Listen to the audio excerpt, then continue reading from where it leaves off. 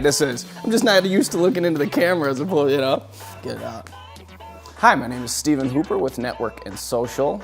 At Network and Social, we host business networking charity events throughout the city which connect business professionals of really all type of backgrounds. Our unique approach to the events allows us to give professionals, sort of a low pressure way to engage with other professionals in similar industries or even dissimilar industries in an environment where they can feel comfortable.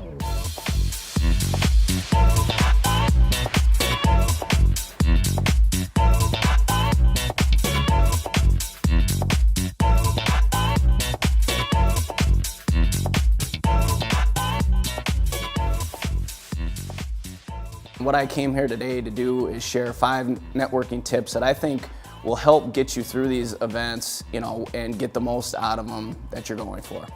Tip number 1, really planning and setting goals for the event. Come to the networking event early, take advantage of that extra half hour. Get there, get situated so you're not in a rush or in a hurry when the rush is coming from everyone else trying to get to the event. You can get your position, you can get set up, and you can form a plan in place.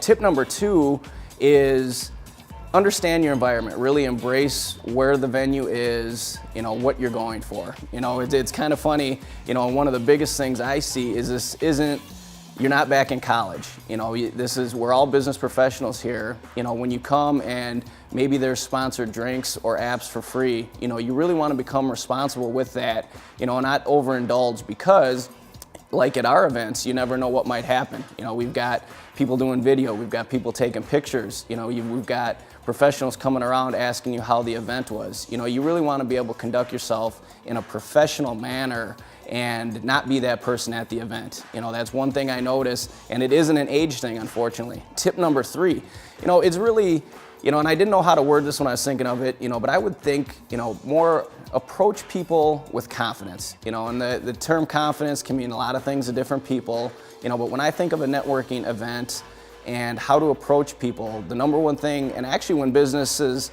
or professionals will come approach me, from a business side on how to engage with network and social, it's very important to me that that person comes with confidence, they can look me in the eye and give me their business pitch. There's nothing worse than seeing somebody who doesn't have a confident handshake, who looks back down and starts drinking out of their drink, right after they engage with you. You're gonna find more people are willing to engage with you, when they're more confident in you or your brand.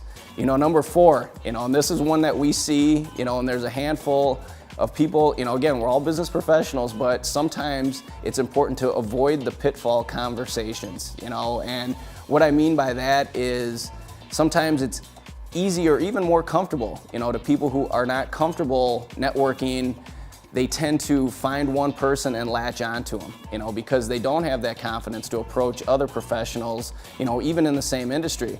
So what you want to do is you want to be respectful to these people, but know how to identify them when you're at the events, because what you can find is these people, you can get in a 20-25 minute conversation with these people, and maybe miss out on that one business contact you could have made. So my advice on that, would be respectful, get the contact information, hear a little bit about them, but don't be afraid to dismiss yourself because you had goals you wanted to achieve with the event. Tip number 5 would be, follow up, be the first to follow up. If that business contact or relationship is important for you, or how about a job interview? Imagine being the first person to follow up for a job that you've been trying to get from a, contact there. They may not get back to you, don't worry about that, but that was the first email they saw, and your name is gonna stick out to that person. So tip number 5, follow up efficiently, and be the first to follow up.